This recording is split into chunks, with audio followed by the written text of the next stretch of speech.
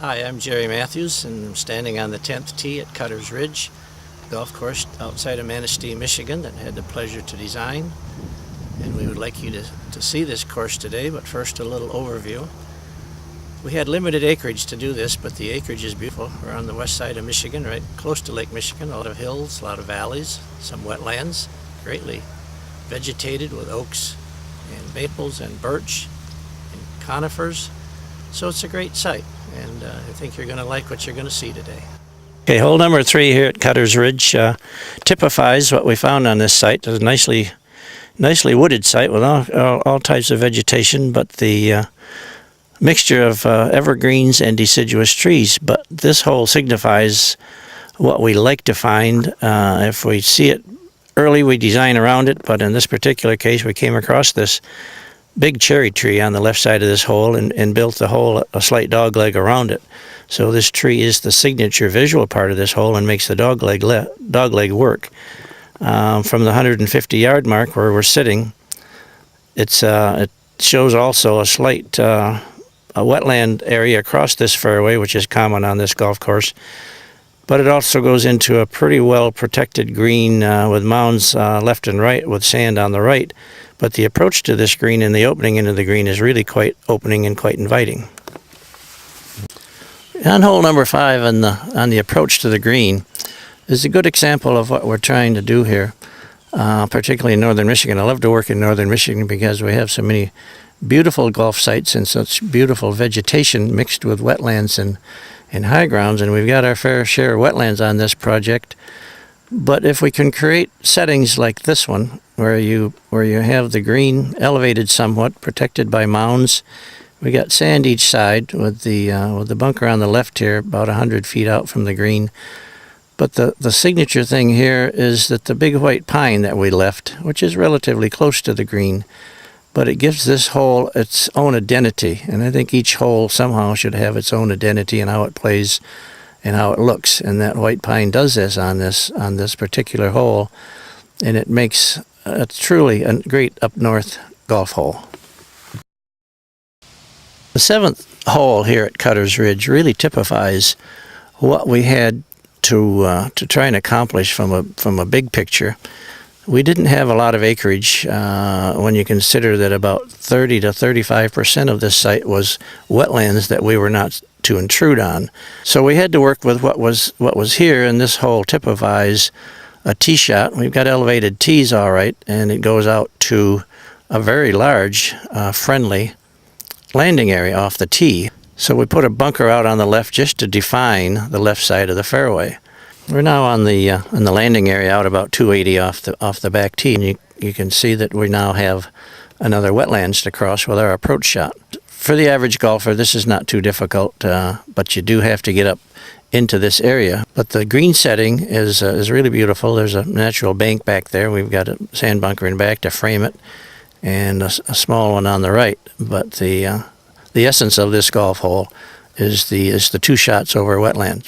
The 9th hole is a 415-yard par 4 with a slight marsh on the left, but a very wide landing area framed by a ridge on the right side to contain shots with an accent bunker right straight out at about 300 yards to make it a target. But there's a lot of room out there, even though it looks a little intimidating off the tee. It truly is a very wide fairway and accepts shots very well, particularly if you play it straight or slightly to the right, and they'll come back in.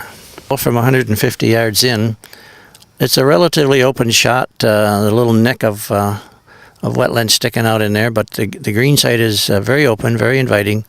No bunkers in front, just some off to the right to frame the hole, and the trees in the background and the spruce trees give it a nice framework, and it again shows the mix of deciduous and evergreen trees that are native to this site, and this is a very pretty setting for the 9th green.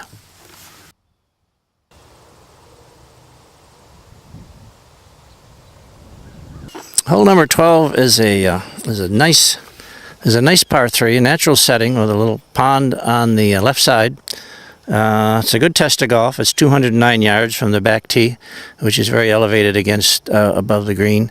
But there's a lot of fairway to play it safe. But it becomes very reachable from the forward tee and the middle tee. But it's a perched tabletop green, so it really calls for a relatively demanding tee shot. There's not a lot of land around the green to come in on, but it is a very challenging par 3, and it's quite fair because there's a lot of room up around the green that doesn't particularly show from the tees, but there's a lot of landing area, and it's a very challenging par 3, one of the best that is out here at Cutter's Ridge. The 13th hole here at Cutter's Ridge, I think, is one of the better par 4s we have. We have ample teeing space. It's a 369-yard hole from the back, and elevated tees with ample teeing space, and a big semi-isolated landing area, which is very generous. A lot of room out there to hit a golf ball. The second shot then takes about 150 or 60-yard shot over some wetlands to a very large, welcoming green with very little bunkering. A hole like this doesn't need a lot of bunkering. We had to do very little earthwork to make this work. The hills flow in from the left and the right, so it's pretty well framed, and the part of the holes that don't have the landforms to help frame it in is certainly aligned with the hemlocks and pines and hardwoods that are so typical on this site. And I think it really came out well, and it shows what you can do if you work hard to work with nature and with wetlands and with landforms to make really great golf holes. 16th hole is slightly different from a number of the holes here at Cutter's Ridge. It's a relatively short par 5 at 501 yards. But it's nestled into a little valley that was just sitting here waiting to be a golf hole. Ridges on both sides, tree lined on both sides.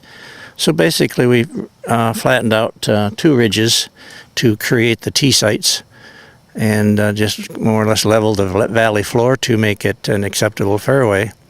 And it's just one of the prettier holes here. It's more typical up north golf than we have at a lot of the holes here, and the look is just a little more straightforward for a golf hole. Very little sand, but the hole is well defined with the trees and the landforms. The 18th hole here at Cutter's Ridge, I think, is another great example. There's a number of them on this golf course. Another great example of what you can do with a natural site. We had to do a fair amount of earthwork. You can see the left side is a pretty steep bank, and it goes up to the trees, and that's out of bounds. And the wetland area on the right is, of course, has to stay there untouched. On the second shot on the 18th hole here at Cutter's Ridge, you can see from the landing area here, for out here about 250. It's about 160, 150 yards in, depending on where you are. But the green site is really neatly framed. It's in an amphitheater of natural embankment with sand bunkers in back, just to outline it. No sand in front. It's a relatively skinny approach, and the green is laying perpendicular to the hole. I think it's a great finish hole for this golf course. It has a little bit of everything. It has a lot of high ground. It has some wetlands. It has some wide open areas, and it has some very relatively tight areas. Well, I hope you enjoyed what you saw today of our tour of Cutter's Ridge. It's a beautiful golf course. It can be a target golf course, but I think it's one you're going to really like to see, and I hope you enjoyed the tour today.